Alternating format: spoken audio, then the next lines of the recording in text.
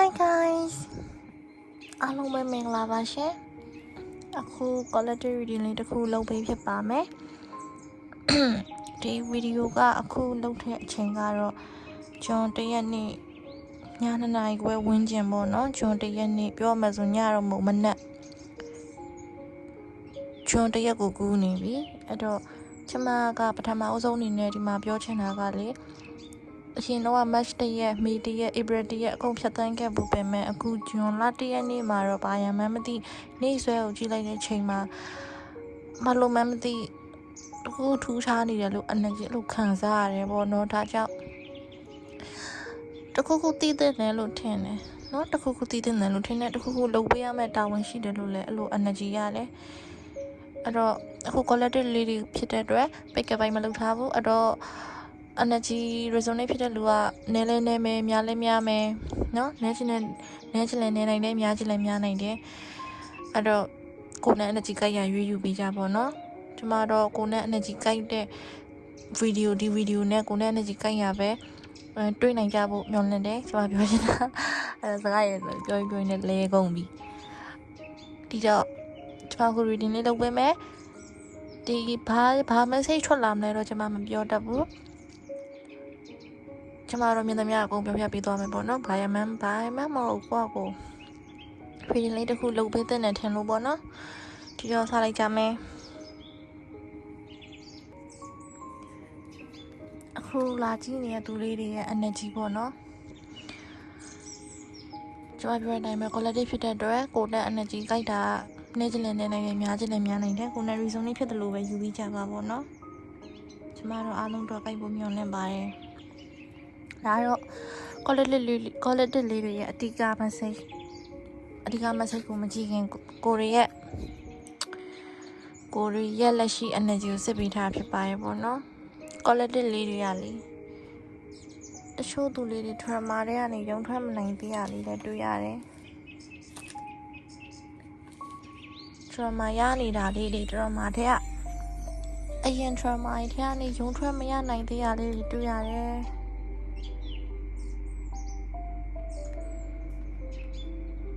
တော်တော်လေးကိုစိတ်ကနေပြီးတော့ဒီအတိတ်မှာပဲနစ်မျောနေပြီးတော့အတိတ်ကနေရုံထွက်မရသေးဘူးဆိုတဲ့ energy မျိုးပေါ့နော်ဘာဖြစ်လို့လဲတချို့ကတော့အခြေရေးတချို့ကတော့မိသားစုကိစ္စတချို့ကတော့မိသားစုနဲ့ပတ်သက်ပြီးတရားတွေရလို့ပဲဖြစ်ဖြစ်အရင်တော့ဖြစ်ခဲ့တဲ့ကြီးမားမားရခဲ့တဲ့စိတ်ပိုင်းဆိုင်ရာကိုယ်နှလုံးသားကိုထိခိုက်ခဲ့တဲ့စိတ်နဲ့ပတ်သက်ပြီးကိုလုံးဝနေပြီးကိုဘက်ကနေပြီးလုံးဝကိုတုံ့မခံနိုင်ခဲ့တဲ့ကိစ္စရက်တွေအခုတော့ပြန်ပြီးကောင်းနေပေါ်လာတာလေးရှိရဲကိုကဟင်းလင်းလုံနိုင်သွားပြီလို့ကိုထင်ထားပေမဲ့လေတကယ်တမ်းကျတော့မလုံနိုင်သေးဘူးပြန်ပြီးပေါ်လာတယ်ကိုဟင်းလင်းဖြစ်သွားပြီဆိုပေမဲ့အဲ့လိုထင်ပေမဲ့ပေါ့နော်တစ်ချက်ကြိုက်ပြန်ပေါ်လာတတ်တာလေးလည်းတွေ့ရတယ်ကိုအရင်ဒုက္ခမပေးပါနဲ့เนาะစိတ်ဒုက္ခမပေးပါနဲ့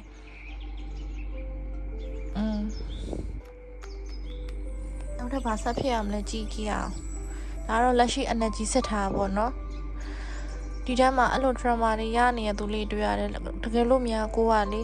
ဘာ drama မှဒီဘဝရှင်သန်လာကြရပေါ့เนาะအသက်ရှင်သန်လာကြရဘာ trauma မှလည်းမရဘူးငယ်ကလေးကနေပျော်ရွှင်ကြီးပြင်းကြီးနဲ့လीငယ်ကလေးကနေပျော်ရွှင်နဲ့ချောမွေ့ပဲကြီးပြင်းလာတယ်ဆိုရင်ဒါတော့ကိုယ် energy မဟုတ်တော့ဘူးเนาะကိုယ် energy မဟုတ်တော့ဘူးအခုရနေတဲ့သူတွေရဲ့ energy ကလေကိုကဘလောက်ပဲကောင်းနေပေးခဲ့ကိုယ်နှလုံးသားကိုစိတ်တန်ရစီမဲ့အဖြစ်အပျက်တွေကိုကြုံတွေ့ခဲ့ရတယ်ဒီခါတွေကြောင့်ကိုစိတ်ဆင်းရဲခဲ့ရတဲ့အထိဟာတွေကိုကဟင်းလေးလုံနိုင်သွားပြီလို့ကိုဘက်ကထင်ထားပြင်မဲ့တကယ်တမ်းကျတော့ငါမလုံနိုင်သေးဘူးဒီခါကျရင်ငိုမိရယ်ဒီခါလေးကျရင်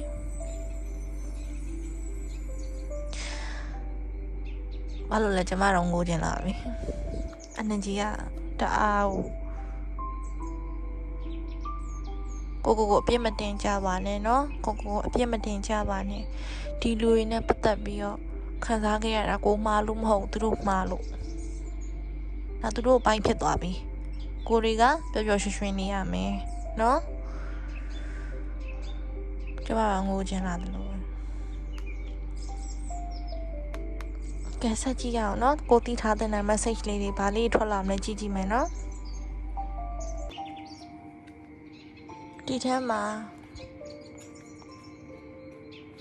ဒီထဲမှာကိုနဲ့လေ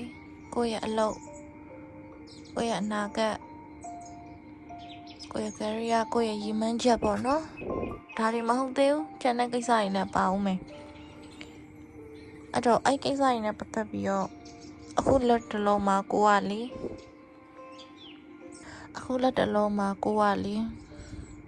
စိတ်ညစ်ညူးနေတာ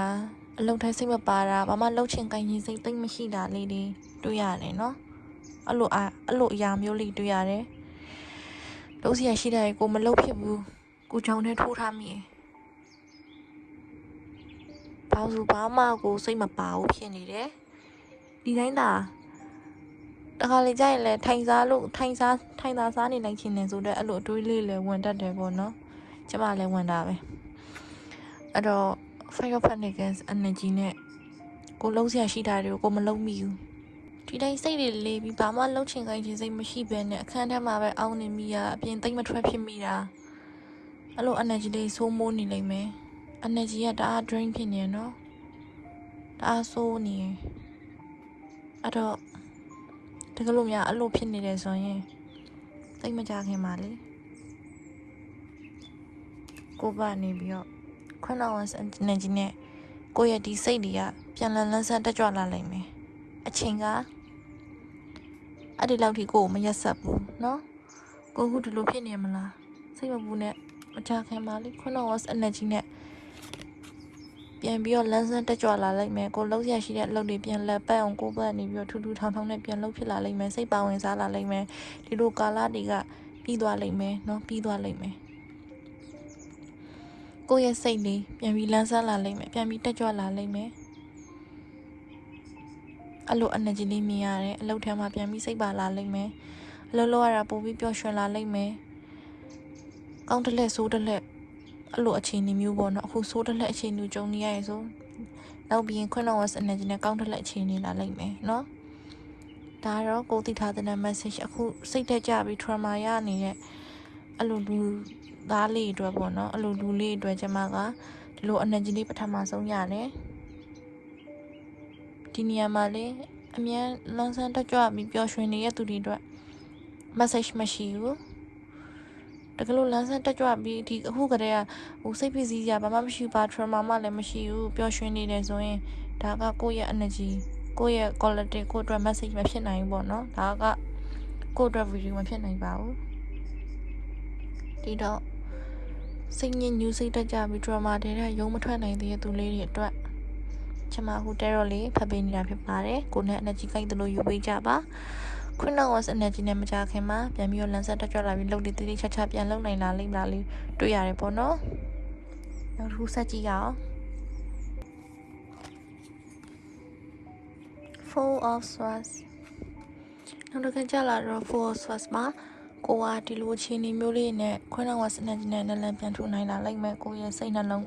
ဒီခံစားချက်တွေနော်ပြင်မဒီကိုရဲ့လှုပ်ရှားမှုတွေပါမကကိုရဲ့အတွင်းစိတ်တွေကပါQueen's energy နဲ့ပြန်လည်နိုးကြပြီးတော့လန်းဆန်းတက်ကြွလာလိမ့်မယ်ဆိုတဲ့ energy လေးတွေရတယ်ဒီမှာ Four of Swords ကိုကဒီလိုမျိုးဖြစ်ပြီးเนาะနောက်ထပ်မကြခင်မှာအခုဂျွန်လ1ရက်နေ့เนาะဂျွန်လ1ရက်နေ့ဆိုတော့ကျမထူးထူးခြားခြားလေးအဲ့ဒီလို energy လေးရလို့ပေါ့เนาะငါ message တစ်ခုလုပ်ပေးရင်ကောင်းမယ်နဲ့တူတယ်စတဲ့အဲ့လို energy မျိုးလေးတခုခုကိုသိစေခြင်းနဲ့အခု2025ဂျွန်လ1ရက်ထိပါရောက်နေပြီတခုခုမျောလင့်ပြီးတခုခုလိုချင်နေတဲ့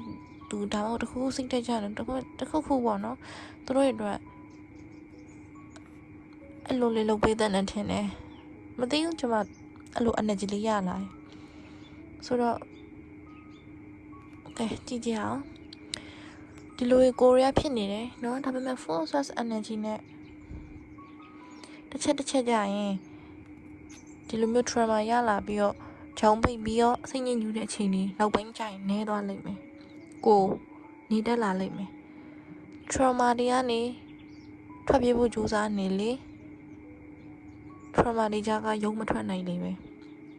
ဒီတော့နောက်ပိုင်းကျရင်ကိုကအမှန်တရားတွေကိုလက်ခံနိုင်လာလိမ့်မယ်အမှန်တရားတွေကိုမြင်တတ်လာလိမ့်မယ်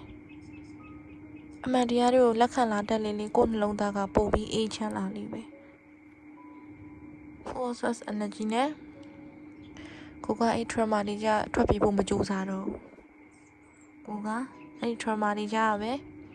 အဲ့ကြားထဲမှာပဲနေတတ်အောင်နေလာခဲ့လိမ့်မယ်ဒါပေမဲ့မမျော်လင့်ထားပဲနဲ့ trauma တွေကြရုံထွက်ဖို့ trauma တွေစီကရုံထွက်ဖို့ထွက်ပြေးခဲ့တော့ကကြိုးစားခဲ့တော့ကတော့ trauma တွေကနေတစ်သက်လုံးမလွတ်မြောက်လာတော့တယ်လို့ခံစားရပြီးတကယ်ဒီအမှန်တရားတို့လက်ခံလိုက်ကမှ trauma တွေကြားထဲမှာပဲနေတတ်အောင်နေလာခဲ့ကမှအမှန်တရားတို့မြင်တတ်လာကမှကိုယ်နှလုံးသားကိုယ့်ရဲ့စိတ်နှလုံးကတကယ်ကိုအေးချမ်းမှုတကယ်ကိုအေးချမ်းသွားတယ်လို့အခုမှတကယ်ကိုဟင်းလေးဖြစ်သွားပြီဆိုတဲ့ခံစားချက်ပေါ့နော်အဲ့လိုမျိုးရလာလိမ့်မယ်တကယ်အဖြေက trauma တွေစီကရုံထွက်တာမဟုတ်ပဲနဲ့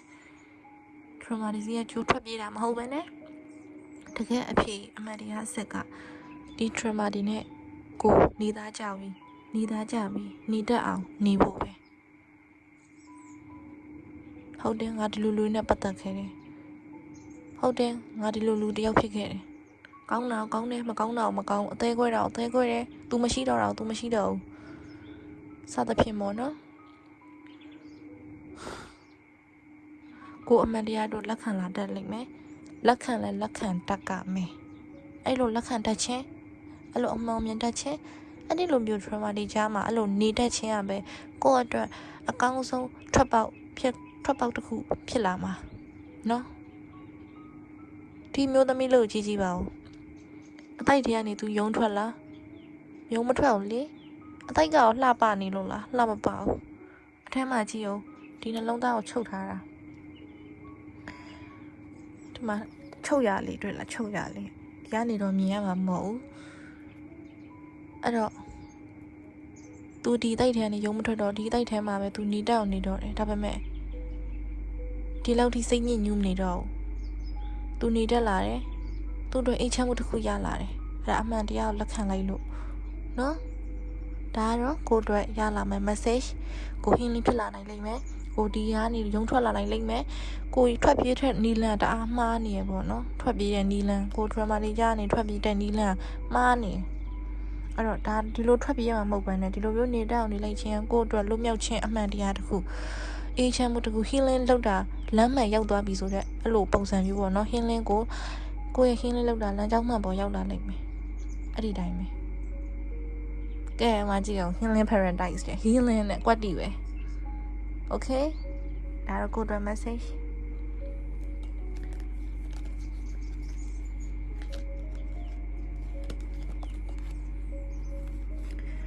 Thanos energy သက်ဆန်း Thanos ဆိုတာကကိုယ့်ရဲ့နာကျင်မှုတွေ Thanos swatch တွေထဲမှာထန်းလောက်ပြင်းတာရှိပါအောင်မလား Thanos ကနောက်ဆုံးပဲလေ Thanos နော်ဘာမှမရှိတော့ဘူးအဲ့တော့ Thanos ပြီးသွားတဲ့အချိန်မှာကုန်ပြီးသွားပြီဒါပေမဲ့လေဒီ Thanos ဒီကတ်လေးကတခြားကတ်တွေလိုမျိုးဓာတ်တွေ10ချောင်းမကစိုက်ထားတာနာကျင်မှုတွေပါတယ်မတွေ့ရဘူးဒီကတ်ပေါ့နော်ဒီ terror ဓာတ်ကလေဒီမှာ Thanos ကအမျိုးသမီးလေးကအပေါ်ကကြီးကောင်လေးကနေဒီမှာကြီးကတော့သူပြန်နေရပဲမျိုးသမီးလေးကဒီမှာဓာတ်တွေပါတော့မဆိုင်ထားဘူးသူဒီမှာကြောခိုင်းလိုက်ပြီဟိုဘက်သွားနေအလင်းအောင်ရှင်နေအောင်သွားတယ်ဒီထက်ပိုကောင်းတဲ့နေရာကိုသွားနေထန်းတော့ဆက်ပြီးသွားပြီနာကျင်စရာကြီးဒီနေရာမှာတင်ရက်ထန်လိုက်ပြီပြီးသွားပြီအဆုံးသတ်သွားပြီအဲ့ဒီအဆုံးသတ်တာက university ကအဆုံးသတ်ပေးလိုက်တာလားဒါမှမဟုတ်ကိုယ်နိုင်ကကိုချစ်လုံးလို့အဆုံးသတ်ပြလိုက်တာလားကတော့ကာယံကံရှင်မဲ့သိမယ်ဒါပေမဲ့ဒီမျိုးသမီးလေးကအကုန်လုံးထားပစ်ခဲ့ပြီးနာကျင်စရာအကုန်ထားပစ်ခဲ့ပြီးအလင်းအောင်လေးရှိပြီးသူ့ရဲ့ဘဝရှေ့ရှုရာမျောလင်းချက်လမ်းလေးစီပဲဒီလမ်းမြော်ကြည့်ပြီးတော့သွားတော့တယ်ဥတီနေတယ်သူဥတီနေရကြည့်အောင်ဒီကက်လေးကြပြီးနောက်မှာဒီကက်ကြလာတာသူဘယ်ဥတီနေလဲသဆန်းသူ့ရဲ့ပျော်ရွှင်မှုလမ်းကြောင်းစီအဲ့တော့အဓိကပေးချင်တဲ့ message ကအခု2025 June 1 ရက်နေ့တောင်ရောက်နေပြီနော် အချိန်လေးကကုန်လာလိုက်တာဘလို့ကုန်လို့ကုန်သွားမှန်းတော့မသိတော့ဘူးပျော်ရွှင်ရတော့မယ်နော်ပျော်ရွှင်ရတော့မယ်အခုလာကြည့်နေ quality လေးတွေစိတ်ညစ်စရာစိတ်မချမ်းသာစရာစိတ်ဖိစီးမှုနာကျင်မှုအပေါင်း trauma အပေါင်းတို့ကိုအကုန်လုံးလှုပ်ချပြီးတော့ပျော်ရွှင်မှုလမ်းစီအခုကတည်းကရှောက်နေပြီအခုချွန်လာတရက်နေ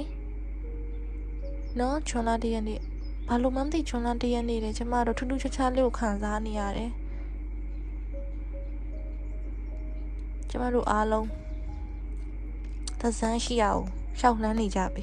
နော်ပြောမယ်ဆိုရင်ကျမတို့ရဲ့အသက်တွေကအခုချိန်မှာဘယ်နေ့ဘယ်ချိန်ထိအသက်ရှင်ခွင့်ရမလဲဆိုတာပြောလို့မရဘူးပျော်ရွှင်အောင်ဒီပါအဲ့လိုပြောချင်ပါတယ်ဘာကြီးရမှငါဘာကြီးဖြစ်မှငါလူချင်းတဲ့အရာကြီးရမှပျော်ရွှင်ရမယ်ဆိုတဲ့ခံယူချက်ကြီးကအရန်လွဲမှားနေရဲ့ကိုယ်စိတ်ထဲရှင်ရှိတယ်လို့အခုကတည်းကပျော်လေးနေလဲရတယ်အေးချမ်းစွာနေလဲရတယ်ပေါ့နော်ဒါကြောင့်ဒါပေမဲ့ဒီနေရာမှာပြထားတာကတော့ကိုပျော်ရွှင်ရတော့မယ်ဆိုတဲ့ပုံစံလေးရတယ်နော်ကိုယ့်ရဲ့စိတ်တွေကလေးတယောက်ငယ်လို့ကလေးငယ်တယောက်လို့ပြောတာကလေးတယောက်ငယ်တဲ့ sorry ပါ Tunnel Source Energy နဲ့ဒီမှာနာကျင်စရာတွေတော့ကိုကတကယ်ဝင်တော့ဝင်မိုးတွေအများကြီးထားတာပဲမဲ့ The Sun Energy နဲ့တိတ်မကြခင်မှာလုံးဝမကြတော့ဘူးနော်လုံးဝမကြတော့ဘူးကို Universe ကြီးကအလှည့်ပြောင်းလေးလုပ်ပေးလာပြီလူကြီးတယောက်လိုဝင်တော့ဝင်မိုးတွေခန်းထားတဲ့ဘဝကနေကလေးငယ်တယောက်လိုမျိုးလွတ်လပ်စွာမြူးထူးစွာပျော်ရွှင်စွာဒီလိုမျိုးစိတ်လွတ်လပ်လို့ကြည်နူးပျော်ရွှင်ပြီးတော့ဘဝအသစ်စားတော့မယ့်အခြေအနေလေးကိုလှမ်းလာနေပြီကိုရောက်တော့မယ်မကြခင်မှာဒါကတော့ quality လေးတော့တိတ်ထန်တိထိုက်တဲ့ message လေး Tunnel Ones 9 of Cups ဒါလေးတွေကကျမဘလို့ energy ရလဲဆိုလေ Tunnel One ဆိုတာကအရန်ပင်ပန်းတဲ့ energy ပေါ့ဒါပေမဲ့ကျမဘလို့ energy ရလဲသိလားဒီမှာပြောရလေလုံးစရာရှိတဲ့အလုပ်တွေမလုပ်ဖြစ်ဘူးပြစ်ထားမိတာမျိုးရှိရဲကြောင်းထိုးထားမိတာရှိရဲဒါပေမဲ့ Tunnel One's energy နဲ့တိတ်မကြခင်မှာလုပ်ဖြစ်မယ်ဆိုတာလေလမ်းဆက်တက်ကြွစွာဟုတ်တယ်ကိုကဒီလိုမျိုးလူတယောက်ဒီလူကနေဒီလူဖြစ်ပြောင်းလဲဖို့တို့လာကောင်မလေးကဒီကနေတဖြည်းဖြည်းဒီကိုလှမ်းလာနေပြီကိုရီးယားဒီကိုရောက်လာကာနီးလေးအလုပ်ပို့ကြိုးစားလေးပဲ Tunnel One's energy မှာသူရဲ့ဒီကျွဲလာနွားလာဆိုသူရဲ့ပေါ့နော်သူအဖော်ရဲ့အထုပ်ဒီကိုစီနဲ့သူသွားနေကြည်ရတာနေရာဒေသပြောင်းလိုက်တာလားအိမ်ပြောင်းလိုက်တာလား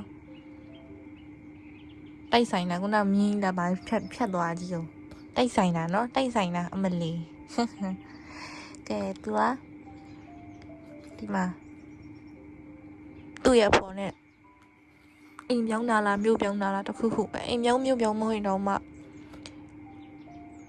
အိုးအိမ်သစ်လို့ပြောင်းလိုက်တာတခါမှအလုပ်ပြောင်းတာတခုခုပေါ့နော်ဒီတည်းကလူတွေက energy အများကြီးဆိုတော့ဒါမှမဟုတ်ဘာမှမပြောင်းဘူးဆိုရင်တော့မှကိုကနောက်ထပ်လူတယောက်ဖြစ်ဒီလိုမျိုးTunnel One's energy နဲ့လှပပြီးတော့လောကလန်းဆန်းတက်ကြွတဲ့ energy တွေနဲ့စိတ်သက်လူတွေဘဝတဲ့အလိုစတာကိုယ့်ရဲ့ဒီပစ်ထားခဲ့တဲ့အလုပ်တွေကိုဂျုံလို့ထားတဲ့အလုပ်တွေကိုတည်တည်ချာချာတစိုက်မတ်မတ်ပြန်လည်စူးစမ်းလာတာကိုယ့်ရဲ့အလုပ်ကိုပြန်ပြီး focus ထားလာနိုင်တာဒီ Tunnel One's energy ကသူများခိုင်းလို့လုပ်ရတာမဟုတ်ဘဲနဲ့ကိုယ်တိုင်ကစိတ်လိုလိုက်ရ energy မျိုးပေါ့နော်ကိုယ်တိုင်ကစိတ်လိုလိုက်ရလောက်တာအဲ့လို energy မျိုးလေးရတယ်နော်အဲ့လို energy မျိုးလေးရတယ်ကိုအလုပ်ပင်ပန်းတော့မယ်အဲ့ဒီအလုပ်ပင်ပန်းတာကမကောင်းတဲ့ပင်ပန်းတာမျိုးမဟုတ်ဘဲနဲ့ကိုတိုင်ကဒီလိုမျိုးအလုပ်ထဲမှာတစိုက်မတ်မတ်လိုလိုလာလာစူးစမ်းလို့ပေါ့နော် Tunnel One's energy နဲ့အကောင်းပင်ပန်းကောင်းခြင်းနဲ့ပင်ပန်းရတာကွယ်နော်အဲ့တော့ကိုကဘယ်လိုပြောရမလဲအလုပ်များတယ်အလုပ်ကိုချစ်တတ်တဲ့သူလေးဖြစ်လာလိမ့်မယ်သိလားအလုပ်ပိုးလေးပေါ့အဲ့လိုပဲပြောရမှာပေါ့Nine of Cups တဖြည်းဖြည်းနဲ့လေကျမပြောရနော် University ကကိုယ်လေးအလှည့်ပြောင်းနေပြီးလာတော့မယ်ကိုဒီအချိန်ကနေတဖြည်းဖြည်းဒီအချိန်ကိုရောက်လာပြီ Nine of Cups energy နဲ့ကိုတစ်ချိန်လုံးကလိုချင်ခဲ့တဲ့တောင်းတခဲ့တဲ့ဆန္ဒကလေးတွေကလေအဲ့ဒီတောင်းတတုံးကမပြည့်ဘဲနဲ့အခုကြာမှတဖြည်းဖြည်းတစ်မျိုးပြီးတစ်မျိုးတစ်စိမ့်ပြီးတစ်စိမ့်ပေါ့နော်တစ်ခုပြီးတစ်ခုအဲ့လိုတဖြည်းဖြည်းနဲ့ပြေးလာတာလေးတွေကို တခုပြီးတခုခံစားလာလိမ့်မယ်မတိမတာလေးပေါ့နော်ဘုံတိုင်းတခုပြီးတခုအဲ့လိုပြေးသွားတာမျိုးမဟုတ်ပဲနဲ့မတိမတာလေးတတိထားကြည့်ကြည့်ပါနော်နိုင်ရောင်ခတ် energy နဲ့ကိုလိုချင်တောက်တခဲ့ရတဲ့အရာလေးတွေကအဲ့တုန်းကတော့မဖြစ်ခဲ့ပဲအခုကြမှာလာပြီးတော့ကိုလက်ကန်လက်တက်လာတဲ့အချိန်အဒီဟာလေးလဲသူ့လိုပြေးလာလိမ့်မယ်နော်အဲ့ဒီလို energy လေးတွေရတယ်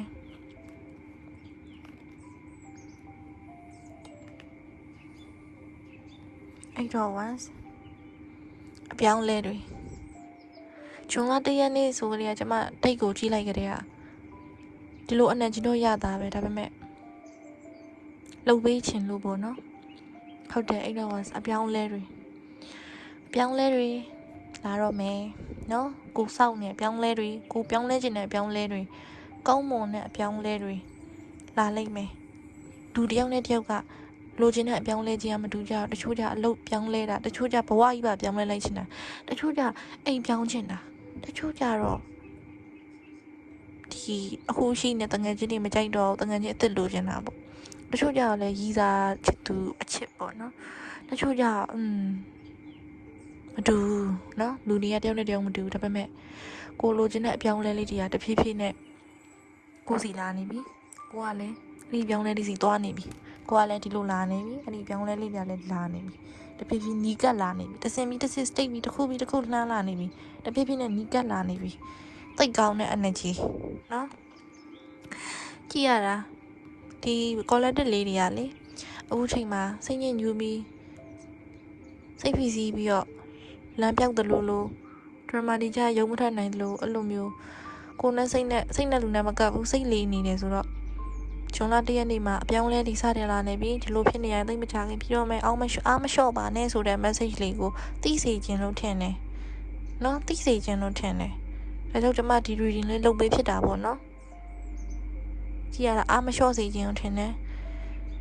quality လေးတွေစောင့်နေတဲ့နော်ရှင်တို့လေးတွေစောင့်နေတဲ့ရှင်တို့လေးတွေပြီးတော့ကျွန်မအကုန်လုံးပါenergy တူတဲ့လူတွေလာစုနေကြတာပေါ့နော်ဆိုတော့ကျွန်တော်တို့အားလုံးစောင့်နေတဲ့အပြောင်းလဲလေးတွေကတဖြည်းဖြည်းနဲ့ကျွန်မတို့စီရောက်လာနေပြီဒါတွေကိုကျွန်တော်တို့သိထိုက်တယ်နော်သိထိုက်တဲ့ message လေးတွေဖြစ်ပါတယ်ကို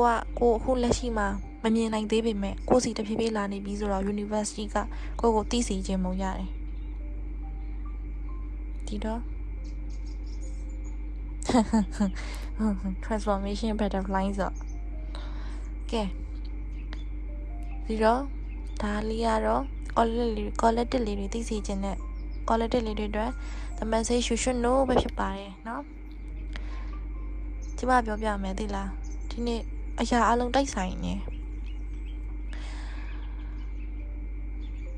ဒီဗီဒီယိုမှာကျွန်မ cover အုပ်ထားတဲ့ thumbnail ပုံကလေလိပ်ပြလေးเนาะ the message you should know ဆိုပြီးတော့ယူတို့တွေ့ပါလိမ့်မယ်လိပ်ပြပုံလေးလေကျွန်မအဲ့ဒါကို edit လုပ်တော့ကဘာရွေကျွန်မမရှိခဲ့ဘူးဒီတိုင်း energy ဆိုတာလေဒီတိုင်းခံစားမိလို့အဲ့လိုလေးကြိုက်လို့ဆိုပြီးလုပ်လိုက်တာပဲဒါပေမဲ့